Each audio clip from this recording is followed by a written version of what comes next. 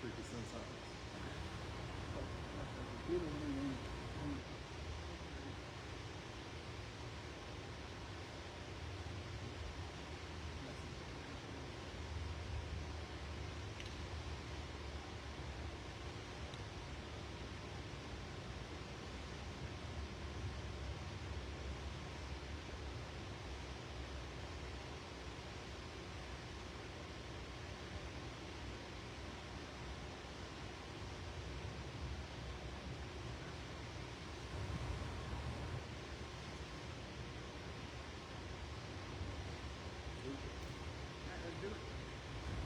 Welcome aboard, ladies and gentlemen. UTL Stadium Tour, Lafayette, Louisiana, home of the LCA Knights. Just wrapped up player interviews. Fantastic group, fantastic young men they were. That was phenomenal, Coach. And I'm so honored and I'm so blessed to be here this evening to talk night football. And thank you for the opportunity. Absolutely, no, it's a privilege to have you here. You know, Under the Lights has done a lot in the last couple of years for a lot of the community. You know, a lot of young people get publicity because of it, so we're very appreciative of the opportunity to be on the stadium tour. Coach, let's go, before we get to know you, your thoughts of how your players represented your program just now. They did a tremendous job. You know, we have 12 seniors for the class of 26, and we could have picked any 12. You know, we have a ton of tremendous underclassmen, you know, that we could have put up here. But I thought those 5 did a really good job representing us and representing everything that we stand for. And I'm sure the community out there, anybody who was tuning in, I know you got a chance to hear their heart, hear just kind of where they came from and what what their motivation is for the upcoming season. And it's an incredible group of young people. They make my job not just easy, but they make it fun. Coach, a motivated group, to say the least, and I will remember that interview for a long time. Coach, let's get to know you, Coach, real quick. Ladies and gentlemen, this is the head football coach of the LCA Knights, so congratulations, Coach. Thank you, appreciate it. Let's go and introduce yourself, Coach. Why did you get into coaching all those years ago? So my name is Matt Stanford. You know, this is actually, I told my wife the other day, it's kind of crazy. This is my 12th year coaching. You know, it's been a long time. I remember my dad has coached my whole life, and so I was 8 years old on the bus. Coach Baton is actually the head track coach at UL, was our head coach at Westminster. I remember them days. That's when I was playing. Yeah, we used to play y'all a good bit, and so I was 8 years old. So this is probably 2004ish, 2003. We're actually on the bus on the way to Ville Platte, and they had a really good running back, and I remember me and Coach Baton going back and forth talking game plans. And it was at that point, like, I knew that this is what I wanted to do. You know, I felt like, you know, I'm not really good at a whole lot of things, but one thing I felt like I was going to be pretty good at was something being in the sports world, and coaching was it, and I found my niche, and you know, got a chance to go play in college for a year, and then had to medically retire, which turned out to be a big blessing. You know, Coach Dunn was our head coach at what is now Louisiana Christian, arguably one of the top 5 high school coaches in the entire state. And he was my mentor, and he let me jump on staff as a student coach for the last 3 years I was there, and really propelled me into what is now hopefully a lifelong career. So, Coach, go back to your coaching past. You say you started as a student coach. Walk me from that day to where we are now. So it's crazy. I remember being in my dorm room. It was at the end of my freshman year. We had 2 weeks before finals, and they told me, the trainer brought me in and told me, man, it's done. You know, your playing career is over. So something that I grinded for so many years ended up being cut short. It turned out to be my biggest blessing. And went to the coach's office, explained it, and Coach Dunn said, hey, we got an opportunity for you. So my sophomore year, I helped out with the offensive line. Junior year, transition, actually worked with quarterbacks for a whole year. And then my senior year was the running back position coach, which was really, really cool. Very grateful for that opportunity. And then in the spring, I transitioned over to defense. So it was one of those very unique situations. And then from there, I was fortunate enough to go back to Westminster, be the offensive line coach for 2 years, and then offensive coordinator my last year. And that was a super cool opportunity because that's where I played. You know, that's where my brother and sister graduated from. Me, my dad, and my brother were on the same staff. How cool was that? Yeah, that was incredible. You know, I was fortunate. My brother played center. I played guard. My dad coached. So we had been on the sideline together. But for all three of us to be there coaching was really, really cool to be a part of. I think that's where our paths might have crossed whenever you were coaching at Westminster. Yep. Okay. Yeah, and then from there, so fast forward a little bit, COVID hits. I ended up wrapping up at Westminster, started dating a girl who had graduated from LCA, ended up proposing and marrying her, and that all happened in my first year at LCA. So I've been here, this is going on year 6 now, so it's been a wild ride, but these last 11 full years coaching have been incredible. You know, you get to be around some incredible people along the way. You get to learn a lot about who you are, and it's been really cool to see how God used what I thought was a terrible thing, and it's turned into my greatest blessing. And Coach, you've seen the highs and lows in a 6-year span over here at LCA. Walk me through waking up one day as an assistant coach and the next you and Coach Mitch are having to run the show the rest of the year. Yeah, so it's crazy. And that whole weekend after we lost to Shaw was a whirlwind. Phones blowing up, different people asking what's going on, man, what's going to happen. And the only thing that you can say is it's going to be all right. Yeah. You got to trust that God's put you in a position for a reason. You got to trust the people around you. You know, Mr. Lanche, Coach Baldwin, our superintendent AD, and then Pastor Jay put a lot of trust into us. And we actually were in this building. Pastor Jay came to me and Coach Kraft and a couple of other on-staff coaches and said, pretty much told us what was going to happen and said, y'all are going to be co-head coaches if you accept it. And me and Mitch looked at each other and were like, heck yeah, let's do it. And it wasn't about us. It's never been about us, and it never will be about us. It's always about the 70, 75 kids that we got back in the locker room. And we knew that if we banded together as coaches and we had each other's back, then it would be easy for them to follow in suit. Let's go to this season, Coach. The decision, the hiring process, and the emotions of the announcement. Walk me through that process. Yeah, so it's kind of crazy. You know, you go from losing a quarterfinal game where you have a 17-point lead, and at the end of the day, that falls on you as a coach. You had your kids in a position to win, and ultimately we fell short. And at the end of the day, we're going to look back and realize that was the group that didn't make it to the dome, and ultimately we're responsible for that. But I think one thing, and you heard the kids say it, I think that's motivated us in this season going forward. But to kind of backtrack, so we finished the rest of the semester, we go into Christmas break. We come back in January. I sit down in Coach Baldwin's office. So he's the high school athletic director. I'm the middle school athletic director. So I go in and seek some guidance, seek some wisdom from him pretty regularly.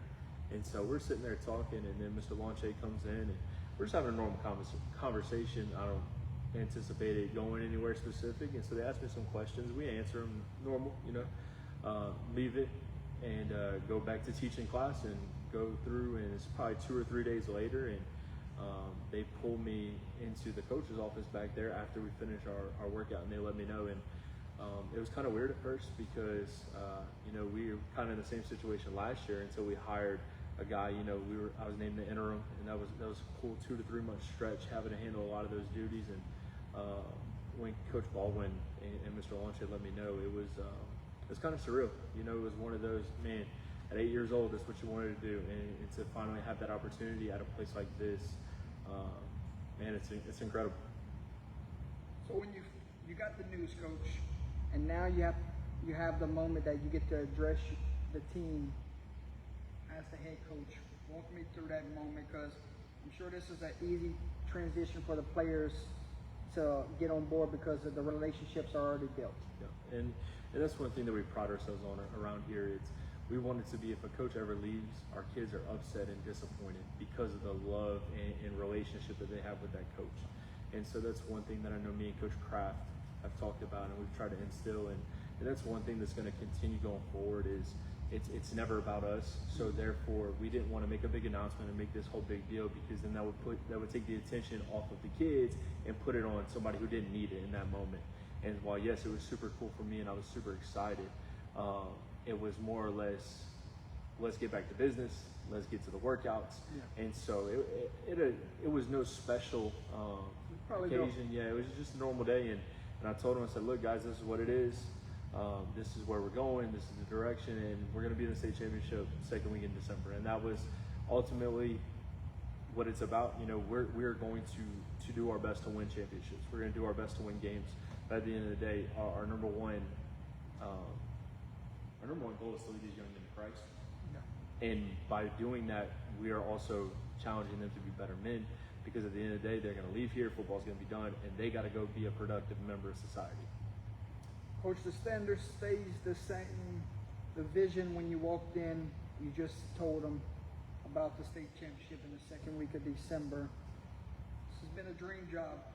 I'm sure you pray for moments like this. Absolutely. And it wasn't necessarily a direct prayer of wanting a specific job or a specific place, but it was more a prayer of preparation. Like, Lord, please let me be prepared and ready so that when I do get an opportunity. And you know, I was never, when I came here 6 years ago, it was no intention of, I want to come here because I want to be the head coach one day. It was, I want to come here because I want to work where my family is. Fortunately, my wife works across the street at the church. So does my brother-in-law. My father-in-law works in the front office here. So it's a lot of family connections. I have another boy on the way. I have one that's currently at daycare at the church. So LCA is family for us. And I was fortunate enough to get close with the Millers before I even started working here by attending church. And so when all the preparation that God was putting me through, I had no idea that it was going to ultimately lead to this, but there was a lot of trust involved. And honestly, I'm just super, super grateful. Coach, every year is different. How have you grown as a football coach? You got to be honest. You know, we live in a society where it's easy to put on a facade. You know, there was a game specifically last year where I called an awful play at the end of the game. Ended up leading to a defensive touchdown. We still won the game, and ultimately that play didn't make or break it, but just the self-accountability, right? Braylon talked about it earlier.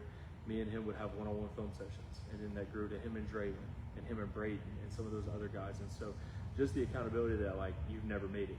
You're never going to fully arrive. And so as much as I want the kids to get better, I have to make sure I'm getting better myself. Coach, at this time, if you would like to introduce your 2025 coaching staff. Yeah, so we got some incredible men. And I'm not just talking football guys, like some incredible guys that just care so much. Yeah. Is the staff still together from last year? We got a couple new pieces. So we'll start defense coordinator Mitch Kraft, phenomenal dude. He also handles our strength and conditioning. Mitch is a top tier guy. You know, he played at Southern Miss, played professionally a little bit, so he handles all of our defensive stuff. After that, we go to Drew Bergeron, who's our special teams coordinator. Also works with our defensive backs. Previously coached at Acadiana, and then we beat him a couple times, so he got smart and made the decision to come over here and join our staff. Our quarterbacks coach is Toscani Figueroa. He actually coached against us when he was at Lafayette High under his dad, Cedric Figueroa. So he's coming to us with a wealth of knowledge, played quarterback at Nichols. Jared Davis, who was previously at Bro Bridge, played at St. Martinville, so he's a local guy. He's our receivers coach, young guy, super energetic, does a great job. Offensive line is Will Chance, played at UL with our running backs coach, Tyrell Finroy. So both of them UL guys. Obviously Tyrell ended up playing in the league for a little bit, came back. We're excited to have him. But yeah, him and Will do a great job in our run game. Will's actually got 3 kids at our school, so that's awesome to have him around. Then we flip to the defense side. Shane Broussard is our defensive line coach. If you need a car, he's really good selling cars at Hub City Ford. But no, he's done a tremendous job. He actually has a boy who's probably going to end up being our starting left guard this year. And then he's got a younger one in junior high. And then our other defensive back coach is Treverian Pat, who also came from Bro Bridge, played at Bro Bridge, and he played a little bit at UL too. So that is our staff. We still have a couple spots that we're looking to fill. A couple titles that we're going to hand out later on in the year to some of those guys who have done a tremendous job so far. Okay. Coach, what qualities do you look for when you do assemble your staff? This is your first one, but what qualities do you look for in these coaches? So I've been fortunate, you know, I coached a little bit of baseball too. And so I actually got my first head coaching job in baseball at 20 years old. And so had a little bit of practice with that in a setting that wasn't quite as intense as high school football. So, and it taught me a lot. And you got to have people that care more about the kid than they do the player. And Braylon made a comment earlier that if any of his teammates called, that he would go get them. And that's the type of guys that we have on our staff. You know, if it's 12 o'clock at night and the kid's got a flat tire, like, I got to have you answering the phone and go and get that kid. And care more about them, who they are as a person. You know, they are a football player, but that's not who they are. And that's one of the biggest things. Another one is, you know, us being a Christian school, it can't be, oh, well, we're going to be Christian during the school day, and it's got to be Christian in everything that we do. And so pointing kids to Christ, and that's being a good example for them on and off the field. Let's go back to last year, Coach. What was the most difficult thing you had to overcome a year ago to get to this point? Ooh, man, that's a tough one. I think a lot of it was stemming all the way back to March. You know, when they named Coach Lockett as the head coach, there was a lot that I had to understand about myself. There was a lot of qualities that I had to figure out, what I struggled in, where I needed to get better at to help him, right? Because that's what an assistant's called to do. No matter who's in charge, you're there to serve the guy that's above you. You're there to be there for him, and serve the kids as well. And that's one thing that I've learned is, if I can serve the kids well, even as the head coach, if I can serve them well, if I can be there for them when they need, they're going to be there for me. And it shows a lot of trust. There's a lot of compassion, because at the end of the day, the kids really don't care how much you know if they don't know that you care about them. And that's what it boils down to. And so just making sure that's a whole program thing, not just an individual. Because there's going to be some kids that you like more than others, naturally, right? Like, everybody tends to flock to certain people. And not that we're talking favorites or anything like that, but it's easier to get along with some kids than it is others. Every kid's not raised the same, but making sure that every kid gets treated equally and fairly, and that there's a great deal of respect from player to coach and coach to player.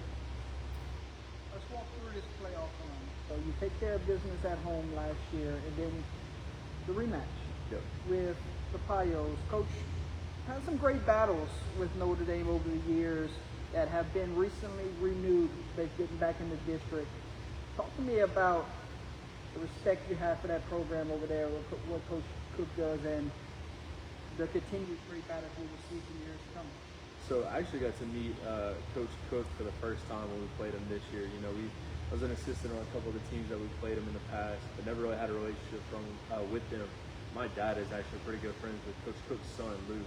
And so me and him built a connection, relationship a lot through baseball, you know, just sharing information and different things like that.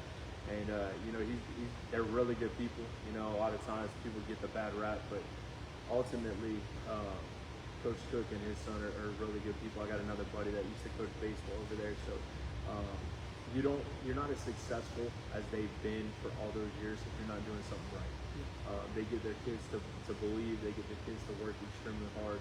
And at the end of the day, it's an honor to play teams like that, you know, because I know there's some schools that view us as that.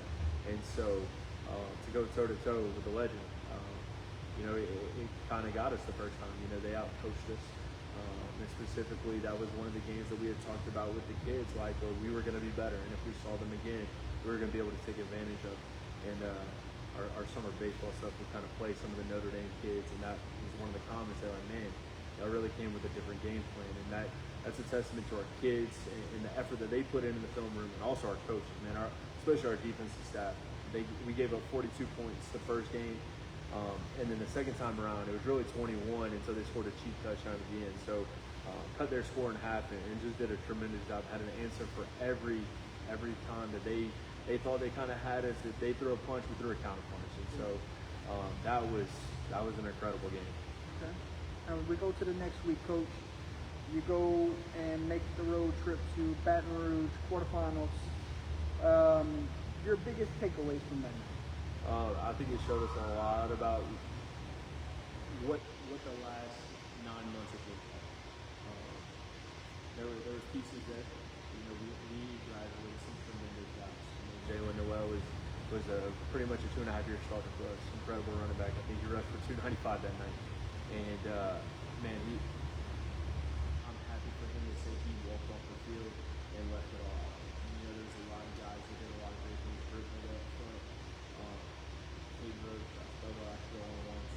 Chris Hilaire, Brendan Walker. And it made me so appreciative of that group, because that group is what kept us together. And the success that we've had this upcoming year and the year after, a lot of it's going to be credited to the class of 25 for sticking together when it could have been really easy to quit. But that night, we jumped out. We were up 30-13 going into the fourth quarter.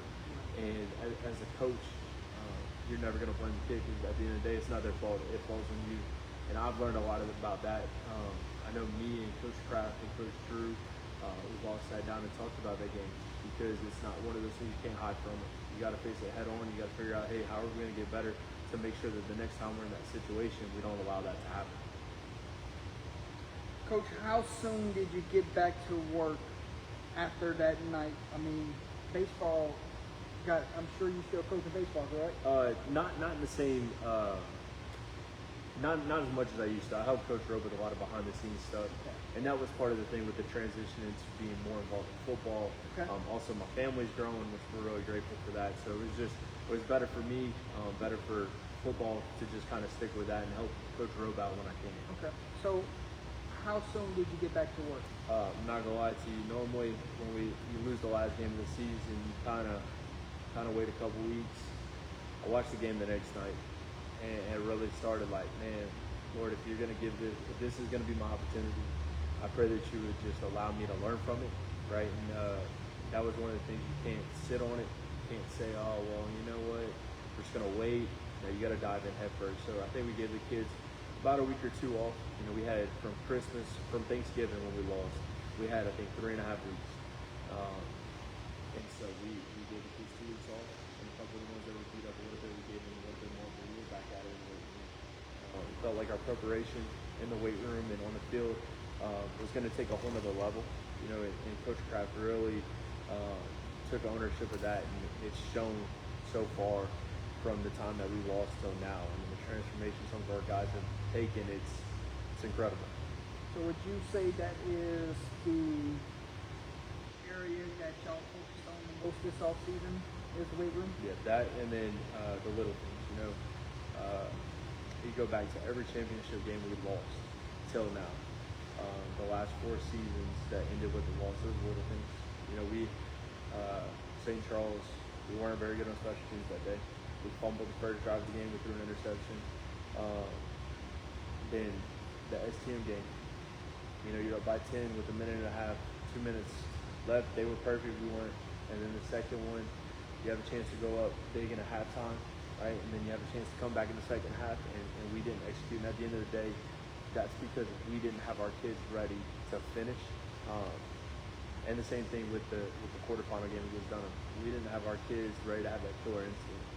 And that's kind of what we focused on, the mental side of it, the little things, putting your hands behind the line, stretching with your hands on the line, just overemphasizing it. We went to 7-on-7 the other day at UL, and we did really well. We went 4-2, lost to St. James, and we came back and lost a water bottle. Right, water bottle costs $10, not a big deal. But there has to be punishment for the little things, because if you allow the little things to go unnoticed, then that starts turning into big things, and that turns into blowing a 17-point lead. And so, and it's been accountability, not just coaches on players. The players have called us out on some stuff. There's a point in time where one of the kids saw that one of the coaches wasn't watching film, or something small like that, where it's not that big of a deal, but it is a big deal. And so that's one thing we've tried to emphasize as coaches. We can't ask the kids to do something we're not willing to do. Right. And I think that's really going a long way for us. Position group on this football team that has to take the biggest leap this offseason, who would it be? Ooh, man, that's tough. I'm gonna say offensive line, because I'm a fat guy for life. You got some new faces. We do. Caleb's gonna be fully healthy, which he's an animal, especially in the run game. It's gonna be a really good year for him. Corey Langer's a kid that last year stepped up and filled a huge role for us. Played darn near every snap. Even ended up, I think, messing up his kneecap in the quarterfinal game, and was willing to limp out there and go give it everything he got. Gavin Aguilar's another kid. So one thing we've been fortunate enough in my 6 years here, we've always prepped the 6 offensive linemen, because you're always going to need them at some point. And Gavin was that kid for us. So when Caleb went down, Gavin slid into guard and really held his own. Austin Domingue is a kid that we switched from linebacker. You know, he put on a little bit of weight, and he's transitioned to the center spot, and he's got a little bit of nasty in him, which is a great thing. And the left guard spot, it's fighting between a couple guys, but Lane Broussard is the one that's kind of submerged himself as the leader in that group. And at the end of the day, I mean, you know, you've been around football a long time. You got to have some nasty dudes up front, some dudes that want to hurt people in the trenches, and I think that's what we got with this group. Not everything can be perfect. There has to be question marks. What's your biggest question mark going into this season? Biggest question mark's got to be probably the secondary. Not that there's a lack of talent, right? Luke is obviously as good as he gets at safety. You know, starting a young kid in Tristan Jones at the other safety spot, who's got a lot of potential, right? You're probably going to see him playing a little bit of receiver as well. Sky Ryan at one of the corners, animal. Can we be consistent out there? You know, he had a great freshman year. Took a little bit of a step back last year, but it worked his butt off. And then we got 4 other guys that are fighting for the other 3 spots. You know, you got Tyler Cook, Terrence Vallow, Davian Baptiste, Keldrick Williams. And so those 4 guys have done a tremendous job in the offseason. And a lot of it's staying healthy for some of those guys. But I think if the secondary can play up to their potential, we're going to be in really good shape. Coach, describe an unsung hero in your opinion, and who could take on that role this year? Ooh, that's a tough one. I think one kid for us. I'm gonna give you one on each side of the ball. Okay. I think offensively, it could be Caden Ledet or Jace Babbitt. So we have 2 animals on the outside, Braden Allen and Draylon August, and they showed it last year. Both of them are 1,000-yard caliber receivers, and Draylon lit it up. So Braden was recovering from a little bit of an injury, so Draylon lit it up the whole summer so far. You know, we did 2 7-on-7s at Karen Crow and then 1 at UL. He's probably caught 10 touchdowns in those 3 days. But Caden Ledet and Jace Babbitt are 2 guys that we're going to put in the slot. They're going to be really good in the screen game. They can also run the ball in some jet sweeps and do some different things. They're shifty. So they're not the biggest guys, but I think those 2 are going to play an intricate role for us on offense. And then defensively, I'm a kid that you're going to need to know. If you're out there and you want to know who's going to surprise us on defense, Joseph Adams. You know, he's a kid that transferred and he was homeschooled. And so he transferred into our school last year as a freshman. He sat out, was ineligible, and all he does is work. He doesn't know anything but work. He doesn't say a whole lot. Yeah, he's hungry. You know, he was a kid that pushed our starters last year. He's about 6'2", 225, hard-nosed kid. Going to be a real factor for us at defensive end. Coach, are we expecting to see some similar things? Talk to me about the tempo of the game that you prefer. Yeah, so it's going to be traditionally, you know, in high school we ran the veer, and as we had more and more weapons, we went to pistol and still ran the veer, but we threw the ball a little bit. And so I'm real big on. I'm not a specific like, yes, we're going to run some spread stuff. That's going to be majority of our stuff, but I'm in whatever wins. And with the guys that we have at the skill positions, we're going to stay spread. You know, we'll probably mix in some tight end, do some different things. We got a sophomore tight end, Wyatt Whitney, about 6'4", 205. Going to be really, really special. You know, he transitioned, played a little bit of quarterback last year, but you know, we got a lot of talent to be able to run the ball. Caden Bellard, going to be special. You know, he started his 1 game started last year. He rushed for 100 yards against Shaw, who was state champ. So we know we got a lot of depth. But no, it's going to be some spread concepts. We're going to put the ball in number 7's hands a lot. And with it being his 2nd year, there's a lot of trust there. There's a lot of explosiveness waiting to happen.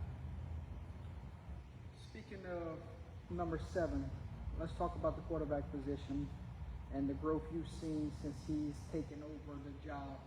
Walk me through what has been his biggest obstacle and what has been his greatest strength. Greatest strength is his athleticism. Jawan was a very shifty guy that we had, and he made us look good up front a lot of times. And Braylon's in that category. You know, I'm never going to sit here and compare them 2 because that's not fair to either one of them. They're both super talented in their own way.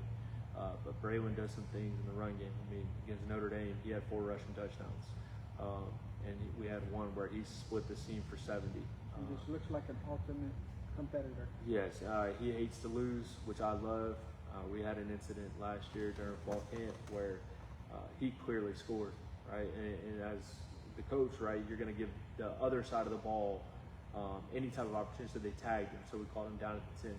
And he looked at me, he said, give me the ball again, because I'm going to go score again. And so just having that dude as your leader on offense is awesome. Now, one of the things that we've had to work through is his ability to get the ball out quicker. You know, when you're such a good athlete, it's easy to rely on your legs a little bit. And he wasn't relying on his legs to always run. It was more or less to get the ball downfield because he's a very selfless guy. But the quicker decision, I think we saw that starting at the Central game. Me and him would sit down and we would do film together once a week. And so after sitting down and you saw the growth, Central, we put up 3 touchdowns against a team that shut out everybody pretty much the rest of the way through except for West Monroe. And then we get to the playoffs and he has a great game. Evangel, he had a great game week 9. And so you just progressively saw him get better. And I think it was more or less he didn't want to let anybody else down because he cared that much about the dude next to him. And that really propelled him. Graduated a great running back a year ago, and we spoke to the guys earlier, and they talked about a couple faces that will step into those roles. What can you speak about your running back room? Yeah, so Jace Babineau is a kid that, you know, played a little bit of running back last year. He's really had a good off season, got a little bit faster, got stronger for sure. And he's a kid that can play running back and slot, so we won't have to necessarily switch guys if we're switching personnel. So that's a huge asset to us. He catches the ball really well out of the backfield. Okay. And then Caden Bellard, you know, going to be a sophomore, about 5'10", 180, the real deal. You know, and I don't say this lightly because we've had Logan Gabriel, right, who was an animal. We had Dylan Hargrave before that, who's I think a year or two younger than me. Then transition to Dalen Gondron, who unfortunately got hurt his senior year, but had a really good sophomore junior year. And we platooned a couple guys with Luka Dedrick, and then it was Dudley and Jalen. And so, and I know you said earlier with the guys, we've had a lot of talented running backs. And Jalen is going to be a huge loss for us, but it makes it a little bit easier when you have a guy like Bellard. Comes in, works, doesn't really say a whole lot, catch the ball, so if we go empty, we don't have to necessarily take him out of the game, which is a huge asset for us. There's pretty good receivers on this team also. What have you seen from them this summer? So, you know, Braden hadn't been out there a whole lot with his injury. You know, he's taken a lot of mental reps. But a 1,000-yard receiver coming back. Oh, absolutely. And I'll say this, and I will stand on this against anybody in the state. Braden Allen is the best receiver in the class of 2026 in the state of Louisiana. And I think you've seen that in some of the recruiting. The fact that some of the bigger schools. He's got a big decision to make in 2 weeks. He does, and I think he's going to make the right decision. We've been able to have some conversations about it, and his head is level in that. The fact that some of these bigger SEC schools haven't offered him is kind of crazy to me. And what I told him at the end of the day, whoever gets him is getting a dog. They're going to get somebody that works extremely hard. They're going to get a great character kid, and that's what we try to instill in all of our kids. So on the opposite side of him, we have Draylon August, who his big breakout game was Evangel last year. He would have had probably close to 150 yards, but he had a big 70-yarder called back because of the penalty. But they bracketed Braden on one side, but Draylon's just as much of a threat. We actually call him Boise Man, right? Because he catches the slant ball extremely well. So that's he's going to be a huge asset for us. You know, he's our jump ball guy in the end zone. He had a couple touchdowns against Westgate this past year. So and actually when we scored to give us a chance to tie against Central, he's the one who caught it in the back of the end zone. So a dude that finds his way around the ball and scoring. Then our other 2 slots, Jace and Caden, kind of talked about them earlier. Shifty guys, going to use them in the run game a little bit, screen game, and I think they're going to be a real huge asset for us. Let's talk about that group that you like so much, the offensive line. Talk to me about what have you seen of those guys. Is it more technique-wise this offseason? Is it more getting stronger? What is their areas that you think they wanted to go attempt? So a lot of it is the individual work, and I will say this, I felt like I was a pretty good offensive line coach, felt like I knew a lot. Obviously, you're always trying to learn, always trying to get better. Will Chance is a phenomenal, he is one of the best offensive line guys I've been around. So for us to have him with our kids every single day is a blessing, you know. But I think a lot of it is being me. You know, Caleb and Tori and Gavin and all these, they're such good kids. But it's being able to have them flip the switch. You know, when it comes time for Friday nights, you gotta want to hurt people in the trenches. And I know their moms might not like that, but at the end of the day, like that's who I want protecting our quarterback. Guys that are mean, guys that are tough, and they'll shake your hand after the game and be cool. But that's where the biggest focus has been for them. Go to the other side of the football. Gotta think to myself that Coach Mitch is excited about this group on defense. Well, absolutely, we talk about it all the time.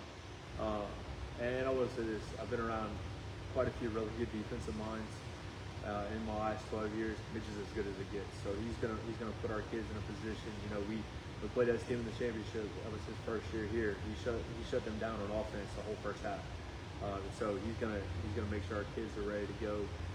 You know, we got some veteran leadership out there. You know, Jamison does a great job at inside linebacker. Him and Caleb Simon lining up our guys, making sure they're ready to go.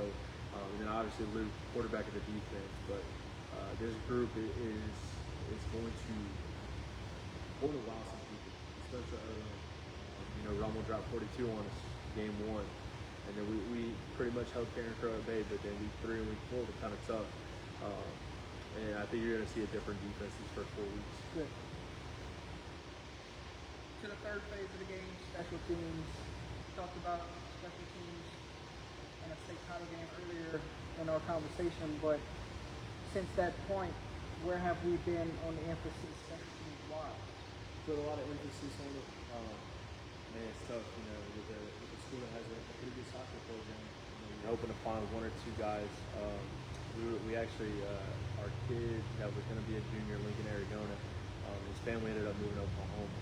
And so he was a kid that as a sophomore, you know, kicked a big field goal to keep us in the game in Central. Had some big kickoffs later on in the year, and just a great kid all around. So we're going to miss him. Bigsby is getting a heck of a dude. But the kicking spot is kind of up in the air right now. There's a front runner, dude, Fairchild, going to be a junior. That's a great DB for us. Hadn't really kicked a whole lot recently, and then we got out there and started working some special teams this past week, and kicked a couple in the end zone. So that could be a real asset. You know, we told our kids the percentages when you're making a team start at their own 20 versus the 40. It's a huge difference. And so Judah also probably would punt a little bit for us. But the one I'm excited about the most is punt return and kick return with the athletes that we got. I think we can do some things and put some guys back there. Yeah, absolutely. You know, Calvin Parker was arguably one of the best special teams guys we've had in a long time. And he returned a kick, or a punt, against Karen Crow last year. And he had 2 or 3 really big returns. So he showed you how much the game can change. And so there's been a lot of emphasis on special teams. I know our coverage is going to be better this year. We're going to have a lot of starters, a lot of older guys on it, and make sure we're putting ourselves in a good spot. Take me out to the practice field, Coach. How important is fundamentals and technique to you? Oh, it's super important. You know, we emphasize, you know, just the little things. And one thing that I felt like last year we kind of struggled with was we jumped right into team, we jumped right into group, and individual didn't get as much time as we needed. And so when the coaching transition took place, that was one of the things we emphasized was we're going to spend more time on individual. We're going to make sure everything's down pat, and then we'll get to team. And so you got to build it from the ground up. You can't expect these kids, because our junior high coaches have done a great job, right? Even all the way back to Coach Skip and Coach AJ. You know, when I first got here, and even before that, they did a tremendous job with our guys. And then, you know, you're always fortunate to have some guys that transfer in from different middle schools, but you can't just assume that they know it. So we got to make sure we're teaching them the way we want it, emphasizing the little things, because that little thing might not mean much in that practice, but it's going to mean a lot on Friday nights. Take me to the weight room, Coach. Give me some weight room rules and truths that lie in there. Well, one, you're not sitting down. Even if you're hurt, even if you're finished with your rep, there's absolutely no sitting. You know, we have mirrors in there, and we try to hype the kids up in the sense of, like, you want to look good in that mirror, right? So if you're going to look good in that mirror, you got to make sure you're putting in the work to do it. And there's just it's a high intensity place. If you don't have the energy, you might as well not even be in there. And that's a place where if you can't work hard in the weight room, I can't expect you to work hard on Friday night. And And so that's where we put a lot of emphasis between that and all the conditioning that we're doing. You know, it's shown a lot about who some of our kids are. How important is multi-sport kids at LCA in your eyes? It's a huge asset for us. You know, you're talking to a guy that played 4 sports in high school, and we went to a small school, so it was easy to go from football. Well, my dad was a basketball coach, so he didn't really have a choice. Or I didn't have a choice. I was playing. So football, basketball, to baseball, and then I was throwing the shot and disc and track. And you know, it's fortunate enough, you know, really good friends with Coach Jacob, our basketball coach, and Coach Robe, our baseball coach. And so there's a good relationship. You know, there's been parts during the summer where I've had to let 3 of our kids out to go practice basketball, and they went 3-1 in the showcase in Monroe. Same thing for baseball. We got a couple kids that, hey coach, I got a baseball game tonight. Cool, we're gonna make sure you're equipped and ready to go, because at the end of the day, I want to see all of our other sports be successful, because that's gonna ultimately uplift our program as well. The growth of LCA athletics over the years. You got some great coaches on this campus. Yeah, Coach Errol, the GOAT. If Errol Rogers isn't voted into the Hall of Fame really soon, I'm going to be very surprised.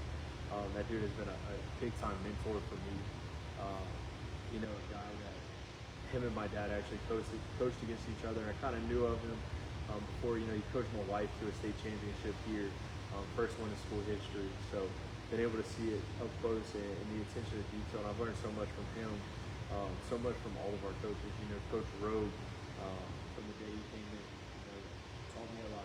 Right? And even working on the same staff, Coach Jacob, a good friend of mine. You know, just seeing the way that they coach their athletes, because every kid at this level is coached different.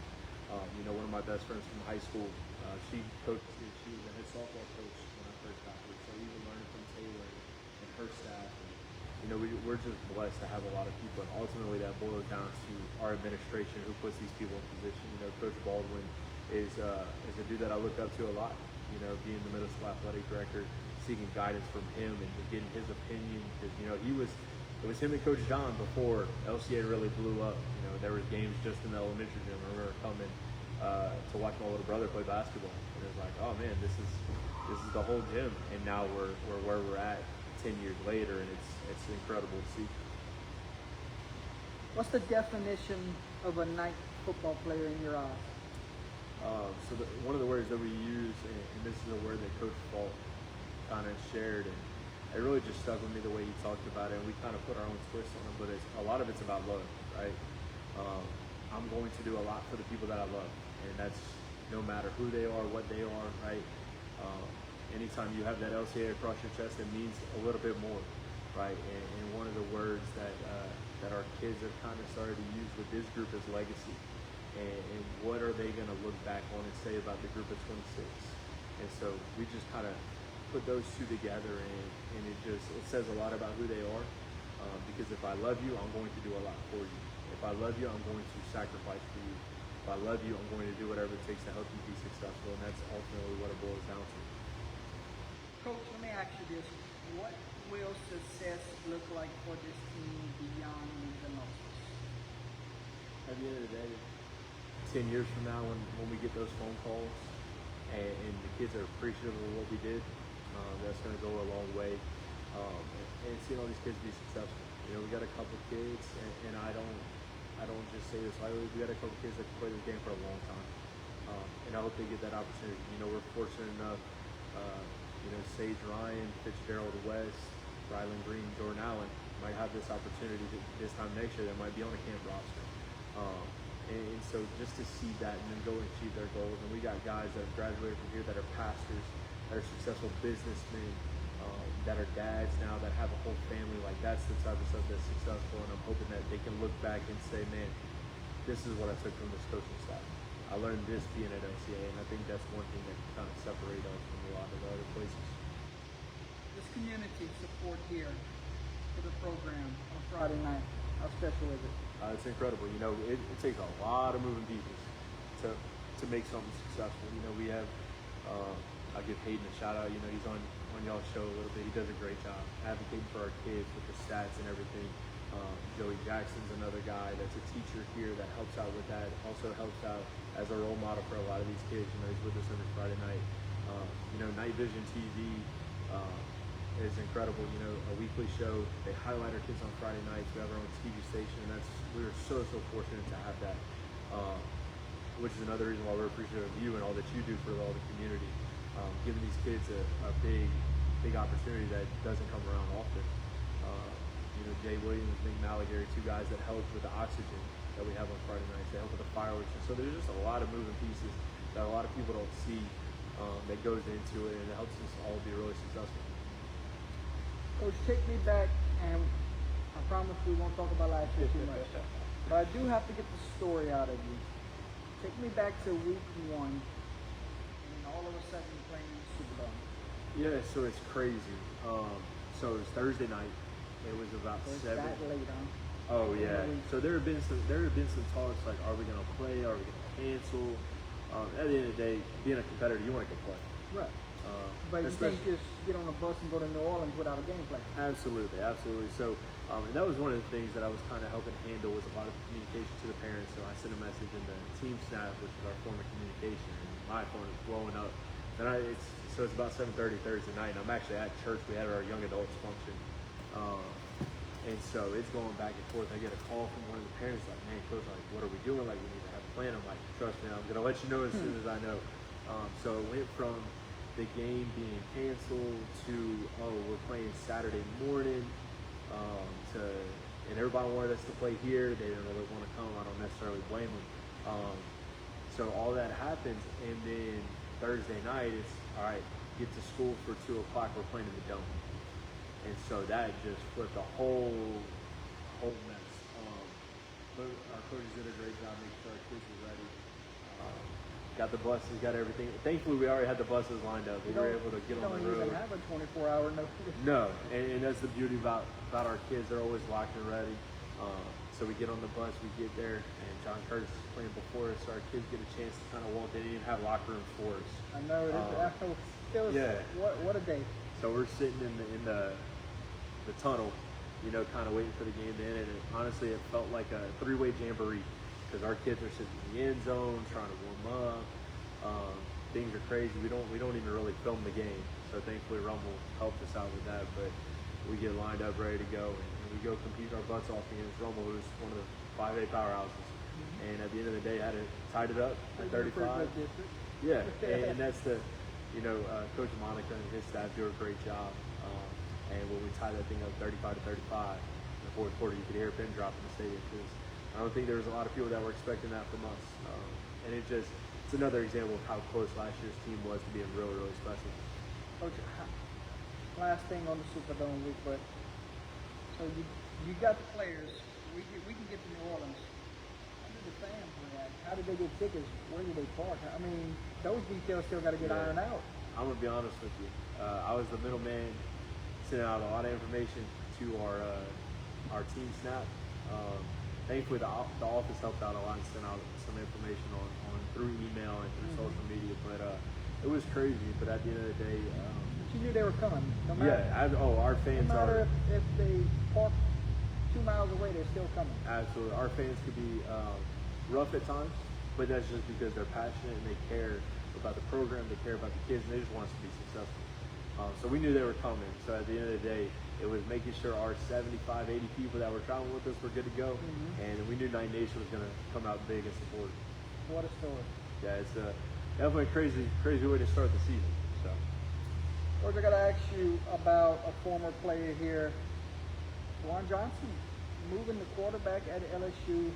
Talk to me about the legacy he left here. Man, Juwan's special.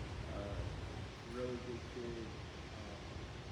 He's one that he actually, him and his girlfriend is Jada Richard, star on the LSU basketball team. And they came a couple times to work out. Just seeing the humbleness, right? When he broke the record in the playoffs for the most yards ever, he didn't even want all that. He didn't want the attention.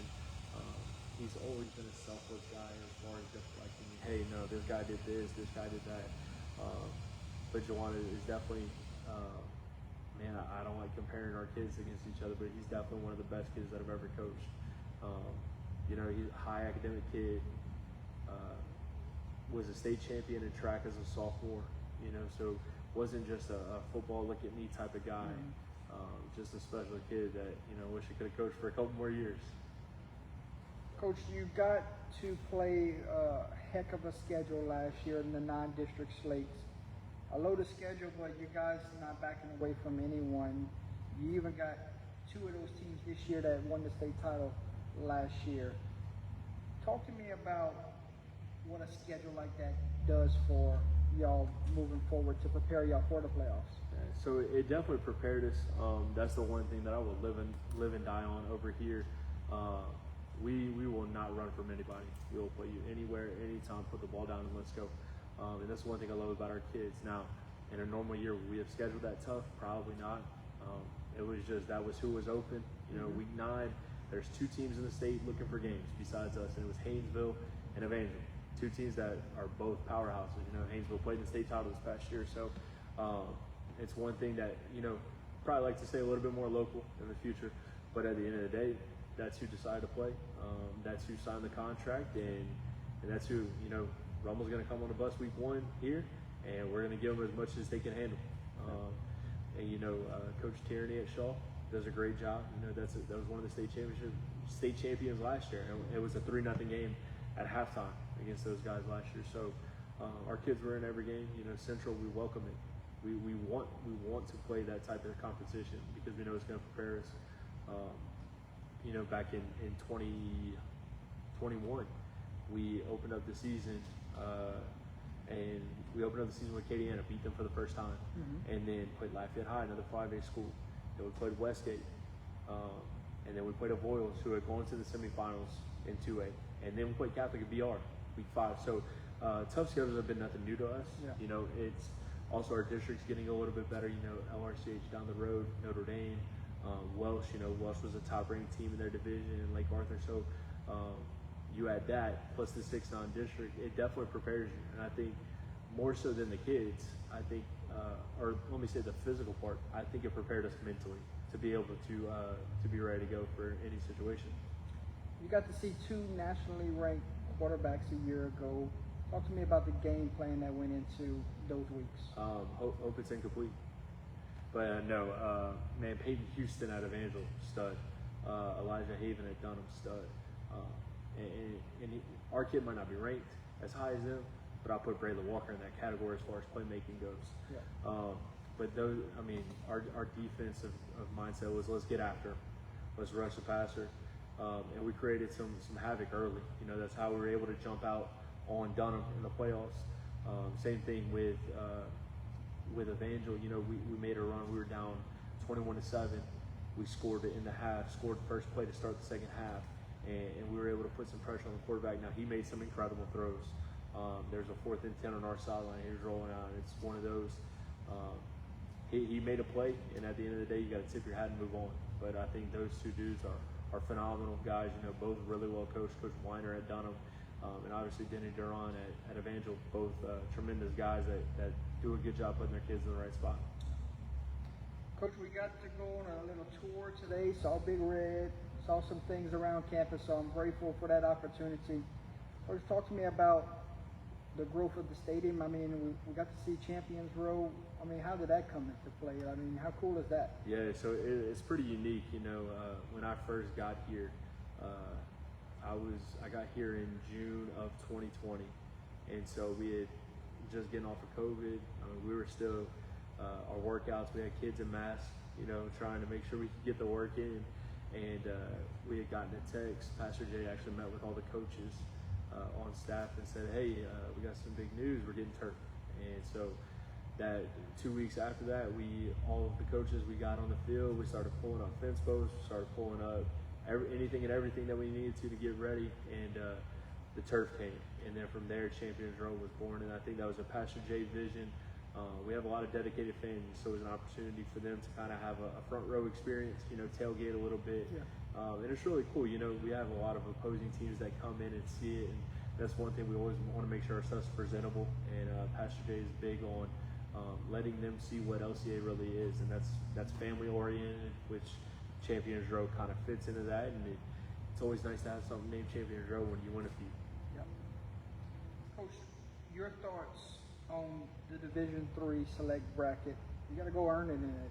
Absolutely. There's no cupcakes when you get, especially when you get to the final 8, and that's any division, especially on the public school side. I'm sorry, on the select side. Public school side has a ton of talent too. But you know, Dunham, Catholic, New Iberia, Newman's always going to be a force. Calvary Baptist is a powerhouse. You know, Bonky, you know, good friends with Jimmy Hillman, who's done a tremendous job over there. They went undefeated last year. We're really hoping we get a chance to play them in the semifinals, but even Episcopal, you know, so they're, and obviously Notre Dame. So once you get past that first round, you know, there's no slouches, and so that's where the schedule comes into play and really helps you prepare for those moments. What do you want to see from this year's team when the scrimmage rolls around? Oh man, one thing we preach defensively is 11 hats to the football. So for us, it's all about effort, right? It's effort and accountability. Our kids are talented. They know they're talented. Our coaches are very, very skilled, very well trained. They're going to have the kids in the right position. But you can have the kids in the right position, you can do all the right things, but if there's no effort and accountability involved, you're going to fall short of your goal every single time. And so and we're starting to get there. You know, we had a couple accountability moments these last couple of weeks during the workouts, but I told them, I said, guys, it's better to get this out of the way in June than dealing with it in August. And I think our leadership has kind of taken ownership of that, you know, especially Jameson, Luke, and Caleb, and these other 2 that were standing up here. Those 5, and we even got a junior that's really big on it, and so that's helped us out tremendously. Fast forward a week, it will be Jamboree. You guys hosting again, correct? Yep. Talk to me about the details that night. Who we're playing, times. Is it freshman, JV, varsity, or? Yeah, so give us the details. So we're playing Vanderbilt Catholic. Okay. You know, fortunate enough, Brian Wallace is their new head coach. I played under him. He's our DC in college, and then their offense coordinator was actually in the same class as me at LCA. He was our quarterback. And so got on the phone with them. They happened to be looking. We happened to be looking. I told them we can play as long as you come to us. So they accepted. So at 6 o'clock on the 29th, that Friday, we're going to play JV for about an hour, and then we're going to play varsity afterwards. Okay. And what do you think Vanderbilt Catholic brings to the table to prepare y'all for a runway? Is it a physical bunch of guys? Absolutely. Yeah, no, they are physical. You know, Coach Wallace is a very defensive-minded guy. He's got some big guys in the trenches. You know, they lost a really talented running back last year, but their kids are going to be tough-nosed. And I think it's going to be a good test for us. You know, in a game that doesn't really count, we think anytime we line up on the field, it counts. All right, so we're going to go play to win, obviously play to get better, but also play for preparation for the next week. When I bring this topic up to you, Coach, and I say the importance of getting off to a fast start, most would say weeks 1 through whatever, we're off to a fast start if we're winning games or playing well. But I got to ask you, getting off to a fast start, starting in the scrimmage. Absolutely. So you look back at our scrimmage last year, you know, St. Martinville, no matter what anybody says about their team, they're always going to have some juice, they're always going to be ready to go. And so we didn't score the first possession against them last year until the very end. And then we scored a couple times with the second group. But for me, it's not necessarily about scoring. It's about can we execute, right? If we move the ball all the way down the field and we run out of place, or when it's fine, we're moving the ball, being effective, being efficient. Same thing on the defensive side of the ball. You know, are we flying to the football? Are we making the right checks? Are we making the right reads? Are our linebackers coming downhill, wanting to hit, wanting to be physical? And then in the special teams game, you know, it's not rush, but are we making extra points? Right? Because if we can make extra points, it's going to go a long way for us. So, not necessarily about seeing it on the scoreboard, right? But it's about making sure we're doing the right things. Are our quarterbacks making the right reads? Are receivers running the right routes? Right? Is there maybe a little bit of a disconnection? Cool, we'll work on that. We'll get that fine-tuned. But yeah, and that falls back into the effort and accountability. What do you think is the most important quality in a team? You got to be selfish. You got to be selfish. You know, that's one thing that I learned about safety. You know, number 1 safety in the country, and played probably 10 snaps for us on defense that year. The safety is always the dude that would put himself in the blocking spot at receiver so somebody else can catch the bubble. And that's one thing that always stuck with me. Like, if the best player in America can do that, then why can't everybody else be selfless? Coach, you have some guys up here, spoke about the jersey numbers that they wear and the legacy that's been left behind. 7-3, for those that don't know exactly what it means to this program. Can you elaborate?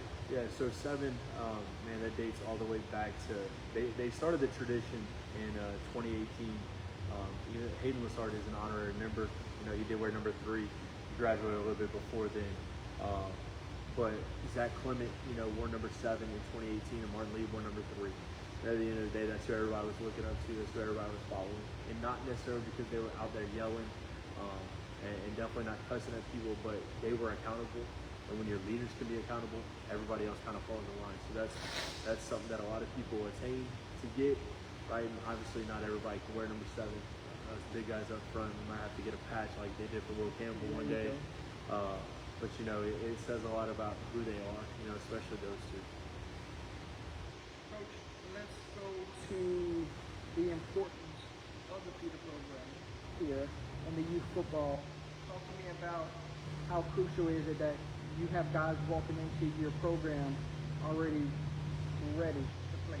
Absolutely. So we were fortunate enough to interchange Bruce on Will Chance, Office and Defensive line coaches. They both had sons that were in junior high. So last year they held with 5th and 6th and 7th and 8th, and then we had 3 alumni, Dalen Gondrin and Peyton John East, and then Jesse Jeffrey, who all played with us on our last championship team. They were able to take time off of work to come and coach. And even before then, with Coach Skip and Coach AJ, we've had a lot of people that were invested, a lot of people who cared. And at the end of the day, the seniors and the juniors, they're going to graduate eventually. So you got to make sure you're raising up the young group. And we put a lot of emphasis on our junior high, making sure they're in the best position possible to be successful. And I think it's going to pay dividends for us. Had a youth camp not too long ago. How it went? Is it something that is an every year thing? Yeah, well, it was hot. There's no doubt about that. But no, it was really good. You know, we actually had our high school kids come in for workouts from 6 to 9, and we did camp from 9 to 12. We had roughly about 45 kids there, which is awesome. You know, and our high school guys, some of our seniors, a lot of the dudes that were up here were the ones giving the instructions and putting the kids through drills. And it's really important. We have to access the advantage that we have, and that's a campus that's K-4 to 12. So you interact with these kids, you're going to see them, they look up to you, and so the camp is really important. It's going to be something we're going to do every year, and you know, might even do it twice a year during the summer. And so it's going to be a really good asset for us, especially to influence the kids that are already on our campus. Cheer, dance, band, trainers, how important is it to a program? It's huge. You know, I get reminded all the time the importance of cheer because my wife was a cheerleader. Also, my son's nanny was one of the cheer coaches here. So we love our cheerleaders, and they do a great job for us. We don't really have a band anymore. We used to have a drum line, kind of dwindled away. But you know, just having the support from a lot of people, it goes a long way.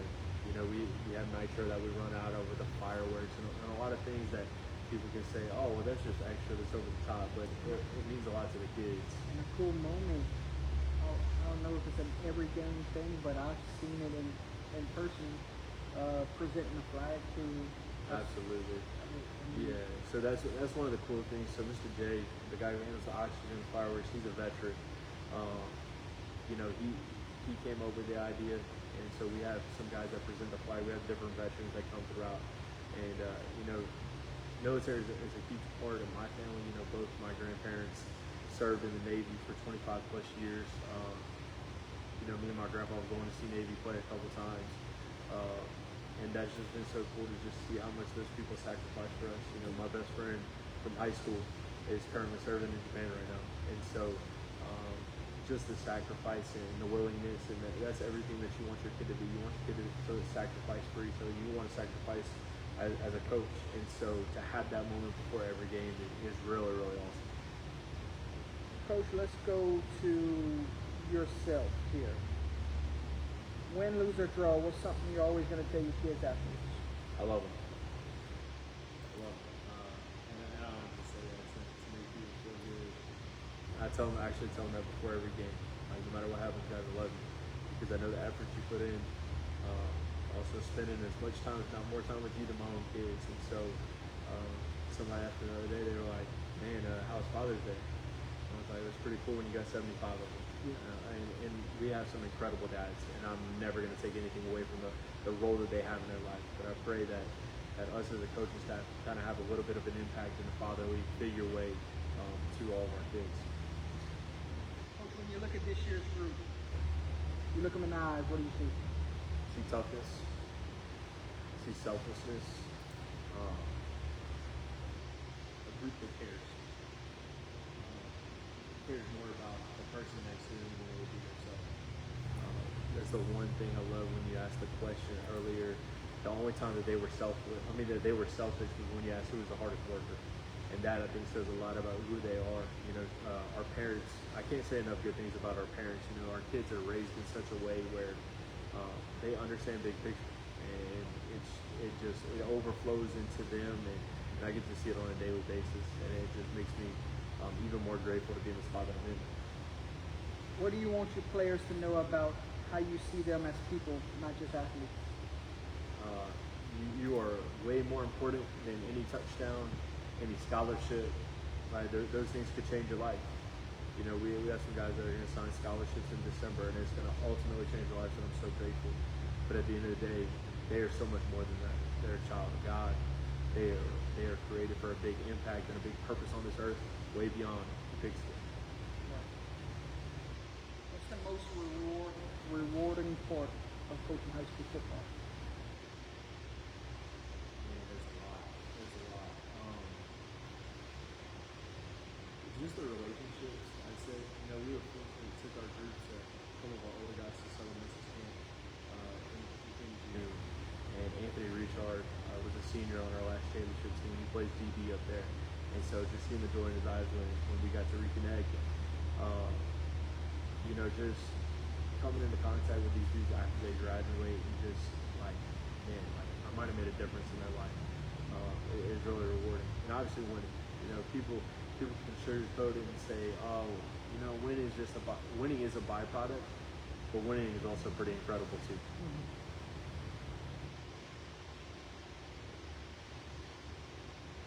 What's the most difficult thing to overcome during a football season? Is it worrying about grades, injuries, or the outside noise, or something else? The outside noise, I'd have to say. Because as much as you tell your kids not to listen to it, you listen to it. That's just the nature of it. And as a coach, you want to make sure you're doing right by all the kids. You want to make sure you're doing right by the program, right by the families. And you're defensive. So if somebody says something about one of my kids, I'm ready to go at it. Because I'm not going to let you talk about my kids like that.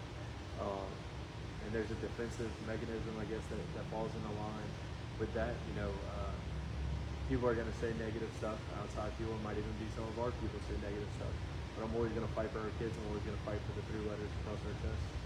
Coach, on a Friday night, why is body language so important? Oh, it's huge. You know, the kids said it earlier about Westgate. We knew Westgate was going to be a struggle. Our offensive line coach came to me and said, Coach, I don't have a good feeling. And as much as you try to match that as a coach, it's tough. Because at the end of the day, you're not the one playing, you're not the one lining up. With the schedule that we play, it's incredibly tough to have bad body language to go out there and be successful. That's one thing we preach to the kids, no matter what adversity you're going to overcome. This is just a game, you know. Excuse me. You're gonna encounter way more difficult things in life, right? And hopefully we can prepare you in this, but you can't let one small thing beat you. 12 years. How has the sport of football changed over the years in your eyes? It's changed a lot. You know, the kids today don't know anything about two-a-days. So one of the kids, we used to wake up, practice from 7 to 9, lift, go home, and then come back at 2, and they're like, come back at 2 for what? And I was like, practice again. And so a lot has changed, and I'm so grateful for the coaches that I had growing up, and they taught me a lot, and a lot of that I hopefully am able to instill in some of our guys. But one thing that will never change about the game is the lessons it teaches you. You know, the toughness that you need to be successful in this world. And as much as they try to take the physicality out of it, football is a violent sport. You got to want to be violent. You got to want to hit people. You got to want to play the game tough. And ultimately, that's one of the greatest things about it. Game day wise, Coach, with a brand new staff intact, first year together, calling the the shots here. You feel like you are at an advantage because you experienced last year when it comes to game day communication-wise between coaches on a Friday night? 100%, yes. There was a lot of things that we were still working through last year, even with some of the other guys that were involved. And it was just, it opened my eyes to a lot of stuff. Because, I've been on staffs before. At Westminster, there were 6 of us. It was easy because all of us coached 2 positions. One on offense, one on defense, and of the 6 people, half of them I was related to. And then to come here, and our staff has changed drastically since my first year here. But the one thing that hasn't changed, for the most part, is the love for the kids, right? And that makes it easy because I know I'm going to work out whatever issues I have, whatever miscommunication I have, to make sure our team is in the right spot. And so just getting through that parts of last year, making sure everybody is on the same page, because a lot of times the issues is not because people aren't going towards the same goal, it's because they don't realize they are. And that's where kind of the fault kind of happens, is you have to understand that person next to you, while they might have a different opinion, they might express themselves differently, they still want the same thing as you. Now we go to the locker room. How do you like the locker room before a game, and also when you go into halftime, how do you address it? Is it something where we're split room-wise, or we're all together? Yeah, so we're gonna start together. With that first thing that we do, and I learned this from Coach Paul and a couple other guys. We're gonna talk together as a staff first. We're gonna make sure we're on the same page. Yeah, because we can't not be on the same page, and then I can't have us telling different people different things. So we're always gonna come together. Halftime, it's gonna be a mood. This past year when who was we played a game, and we're all in the end zone. Looked at every one of them in the eye and said, "Guys, we're in this thing." And kind of challenge them a little bit. I'm not a real big yeller unless I have to. I kind of like just yelling when I'm excited, right? We score or do something big. But I know when I think of pregame before something, I was emotional. I was crying in the huddle before the game, just because there's a lot of emotions I felt for the kids. But and it's a game by game thing. I try to be level headed. I listen to worship music before I go out there.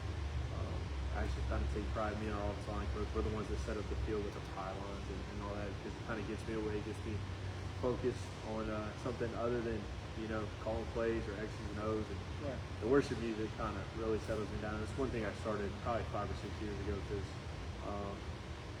sometimes I like to get animated, and it's not always a good thing. And it's something I've prayed about, worked on, but something about the music just kind of mellows me out. Most memorable game you've ever coached? Oh, that's tough. I got 2 for you.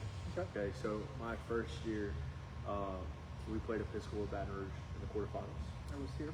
No, that was actually at Episcopal. So we were the 5 seed. About Westminster? Yeah, no, that was here. That was at LCA. Okay. So we played Episcopal Baton Rouge. They score, we score. It's 10-7.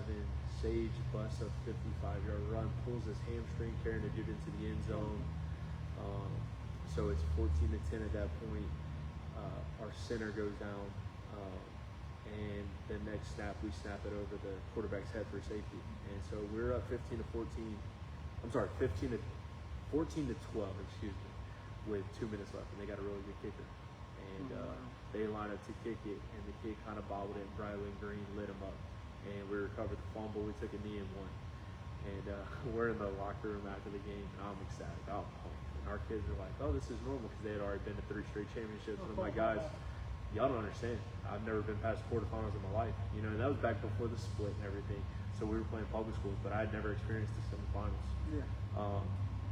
And then the next one, and there were some incredible games in there. Beating Acadiana for the first time. Obviously winning the championship. We did some incredible things. But I would say beating Notre Dame in the second round of playoffs this past year. Just to see the look on our kids' faces. To see what they had been through, and to know that, hey, man, this is rewarding. And obviously you beat a program like that at any point in time, it's always a big deal. But that one really, really stood out. You got your all-time game. Do you have an all-time memory? All-time memory. Oh, man. Got some bad ones. But no, it's one of the all-time great memories was probably the Turtles game. So the semifinal game, in 24. Or, sorry, 23. Yes.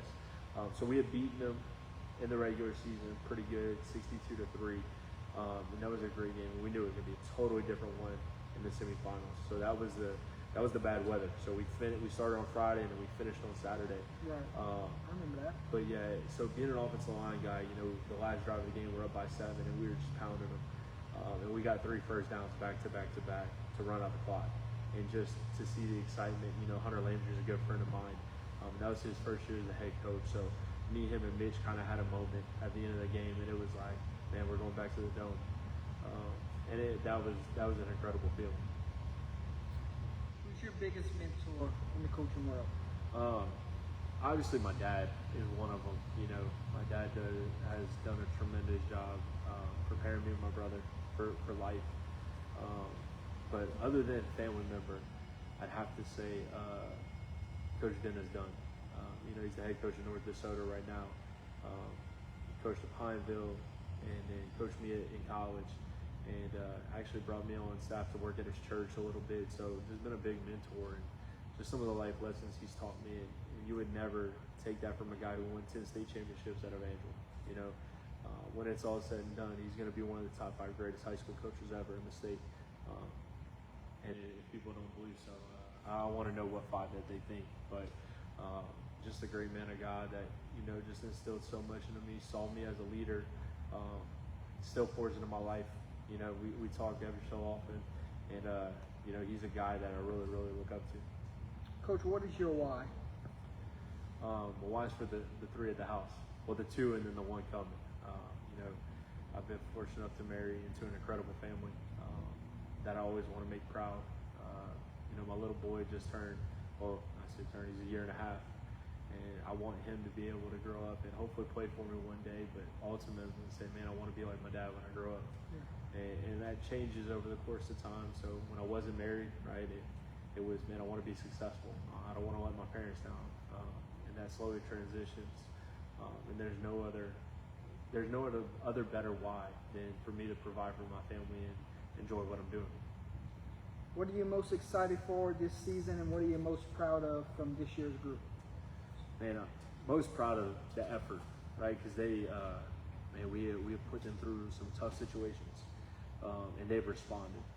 It would have been really easy for them to get frustrated, aggravated, but they have done a tremendous job responding. And I'm sorry, what was the first question? And what are you most excited for going into year 1 as the head football coach here? I'm excited for our kids to put on display everything that they've been doing. I'm excited for the schedule. People can say, oh, it's tough. Yeah, it's tough. But so is winning a state championship. So is being successful out in life. So is raising a family. So our kids are going to get a taste of that early on. And at the end of the day, it is cool to be in the position I'm in. I'm fortunate enough to work with some incredible men that care a lot about the kids. But I think this whole year is going to be just really cool to see how God's going to work through it. What is your message to the alumni community as we head into 2025? So we actually, this is not like official, it's been approved, but we're going to have a fan day in August where we're going to invite everybody on campus to come out. 5th or 8th grade football will actually start practicing by that time. We're going to invite the cheerleaders. We're going to make it a big day so that people can come see what LCA football is really about. Also been fortunate enough, with my wife graduating from here, know quite a bit of the alumni, and so we'll be sending out some messages because we want to get them back involved, come back and check out a game, and really see what the foundation it was that they left and see how we're building on it. Coach, final thing, close us out this evening with the quote of the day.